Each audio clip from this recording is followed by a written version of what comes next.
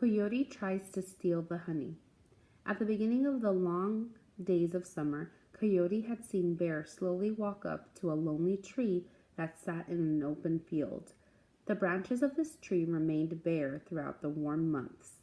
When the sun was high, it cast shadows in the shapes of strange insects upon the grass. It was here the bees kept their treasure. They kept it buried in the base of this old hollow tree. Coyote wore a smile as wide as the sky, for he knew what he had to do to have a taste of the bees' sweet honey. He knew that Bear was able to simply take the honey from the base of the tree. The bees made angry noises, but that did not seem to bother Bear one bit. They swarmed around his big dark body as he sat and ate. When he was finished, he shook them off, got up, and walked away. Coyote thought about this all summer. If he could just make a suit that looked like Bear's, he would be able to dip his paw into the base of the tree, and out would come sweet golden honey. It took Coyote all morning to make the suit. He gathered large pieces of bark from the trees to make the arms and legs. He found thin vines to tie the different pieces of the suit together. Then he shredded smaller pieces of bark against a rock and mixed these with dried pine needles so it looked like fur. Right before he went to visit the bees' lonely tree, he covered the solid parts of the suit in mud and added fur. He put it on and walked into the open field. The parts hung loosely on his body. The sun was high in the sky.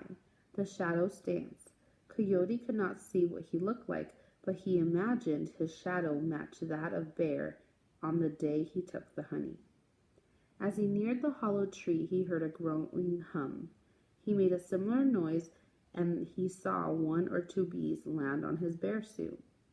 As he drew closer, there was more and more buzzing around him. Coyote could tell that the bees were not happy. He did not care one bit. He wanted a taste of the honey so badly. It wasn't until he attempted to put his paw down into the tree's belly that he felt the first sting. It felt like when he had gotten stuck by the thorn bush while he tried to bury his nose in the sweet-smelling flowers.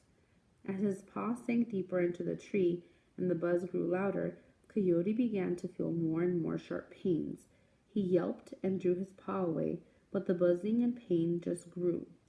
All thoughts of honey faded, and he fled.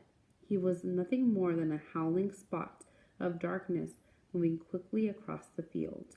A trail of angry bees followed him. The bear suit fell away as he ran. He made his way to the river and dove in. The bees had long stopped chasing him. The cool water soothed his stings, but Coyote knew, for then and forever, that honey was not for him. Number 1. Underline the sentence that best supports the inference that Coyote uses his imagination. Coyote wore a smile as wide as the sky, for he knew what he had to do to have a taste of the bees' sweet honey. The bees made angry noises, but that did not seem to bother Bear one bit. They swarmed around his big dark body as he sat and ate. When he was finished, he shook them off, got up, and walked away. Coyote thought about this all summer. If he could just make a suit that looked like Bear's, he would be able to dip his paw into the base of the tree, and out would come sweet golden honey. Number 2. Read the sentence from the passage. As he neared the hollow tree, he heard a growing hum. He made a similar noise, and he saw one or two bees land on his bear suit. What does the use of the word similar suggest? Pick two choices. A. Coyote was surprised and made an unusual sound. B. The sound Coyote made was meant to calm the bees.